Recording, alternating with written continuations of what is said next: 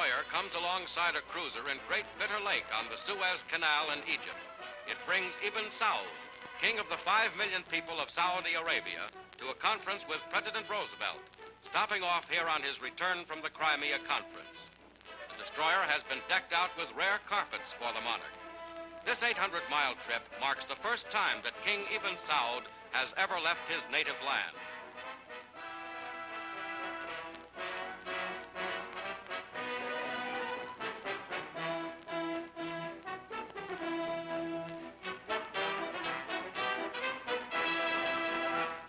Colonel William Eddy, American minister to Saudi Arabia, accompanies the king and the official delegation of 48 members.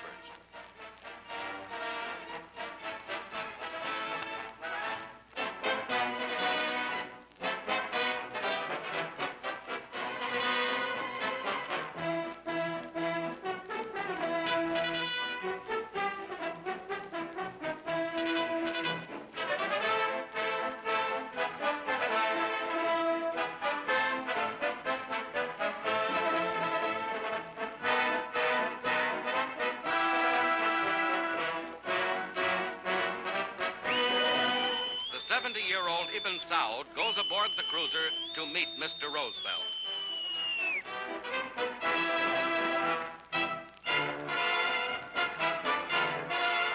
In cordial conversation with Colonel Eddy as interpreter, the Saudi Arabian king and American president discuss mutual problems of trade and relations with Saudi Arabia.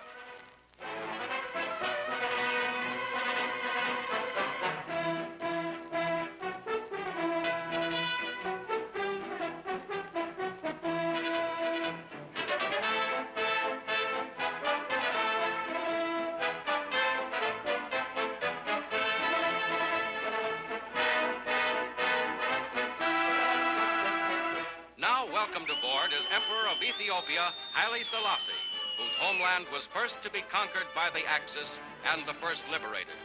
He is greeted by the president and the president's daughter, Anna Roosevelt Bottger.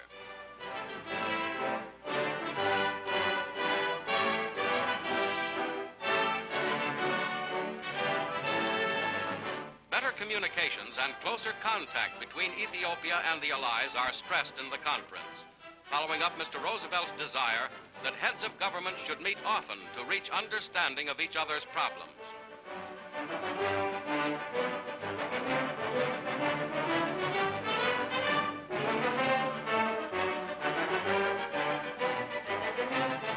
Full honors for a third royal visitor, Egypt's King Faruk, whom President Roosevelt had visited on his previous journey here for the Cairo conference.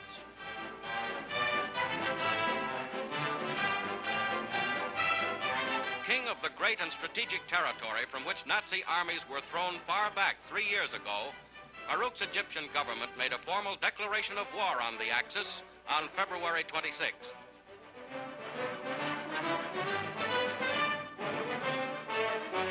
In extraordinarily intimate pictures, King Faruk and President Roosevelt talk over wartime and post-war problems.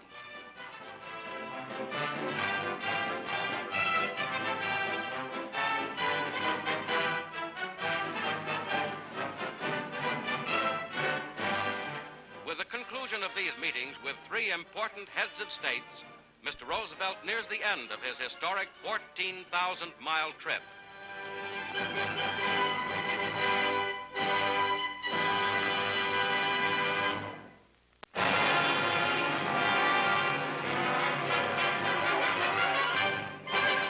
Men and tanks of the United States 8th Army press on toward Manila, as from 3 directions, American forces converge on the great capital of the Philippines.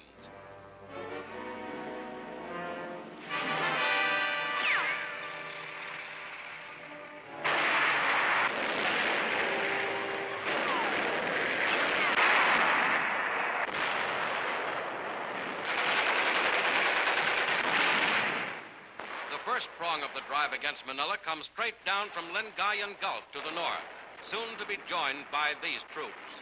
Another spearhead swings out to flank the city from the east, and still a third drives up from the south, aided by paratroop attacks. Beating back Japanese delaying actions, the troops blast their way through.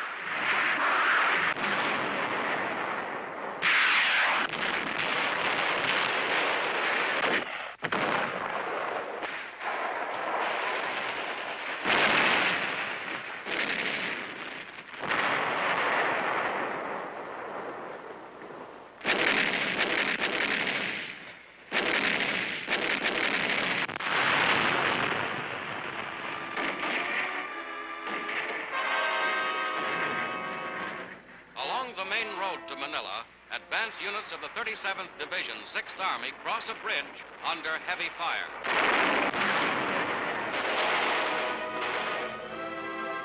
At an airfield near Olongapo, wrecked enemy planes and hangars show the fury of the attack. Soldiers clean up bombs planted as mines by the Japanese.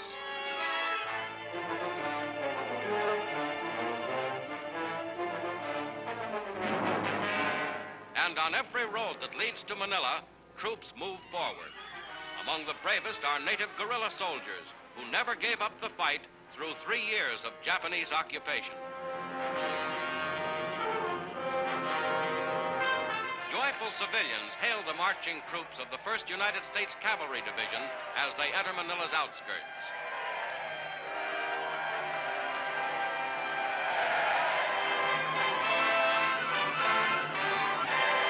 Thirsty soldiers pause briefly at a recaptured brewery for a refreshing glass or helmet full of beer.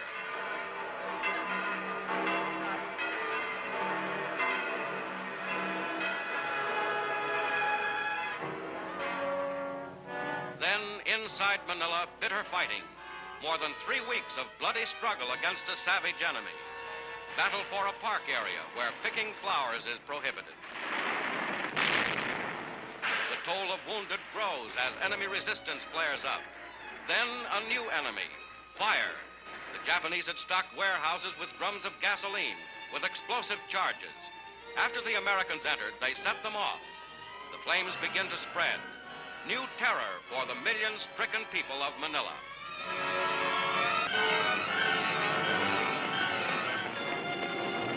As the enemy bombs continue to explode, civilians scatter and hasten to salvage a few personal treasures. The Japanese fight back fiercely, block after block.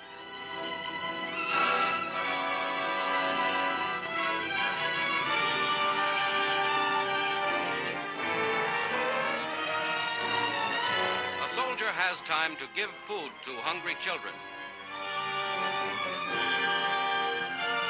Elsewhere, the discovery of one more sickening Japanese atrocity. Men, women, and children butchered by the enemy. New fires rage through the city as the battle rises to incredible fury in the assault on Intramuros, ancient walled city within Manila. An infantry company penetrates the inferno.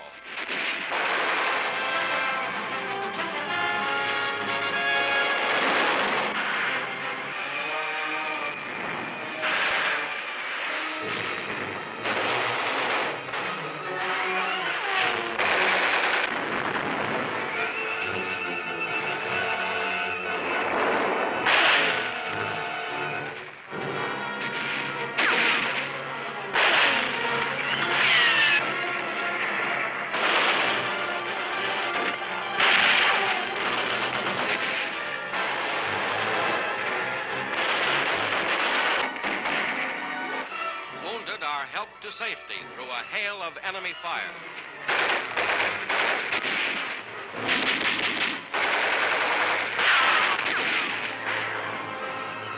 Japanese are irresistibly driven back, and here natives who had collaborated with the enemy are brought in, a shameful few among millions of proud and loyal Filipinos. General MacArthur at a former Japanese prison is hailed by freed United Nations civilians. Liberation of the great Pacific city of Manila becomes a fact.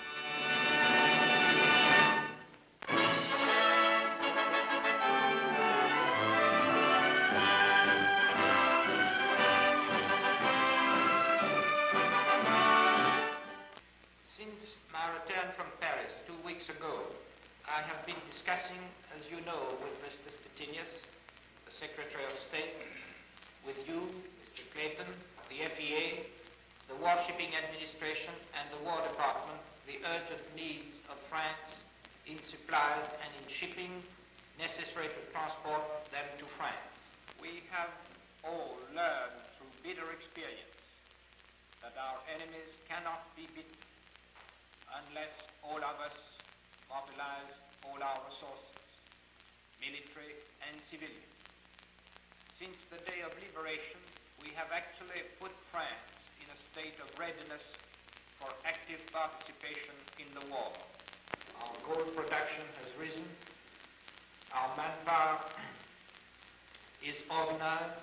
We have rebuilt bridges and railroads. Our factories are ready to produce. I'm happy that our talks have been successfully concluded. As you know, Monsieur Monet, much has already been done. The President has announced that large quantities of armament will be provided to equip additional French troops. Tonnage has been allocated for the months of January, February, and March to carry supplies to France. It is our sincere hope that in March these allocations may be further increased.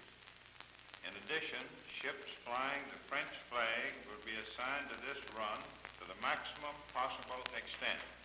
We are happy that France is now rejoining again with full force in this common battle, and the French people can count on our full cooperation.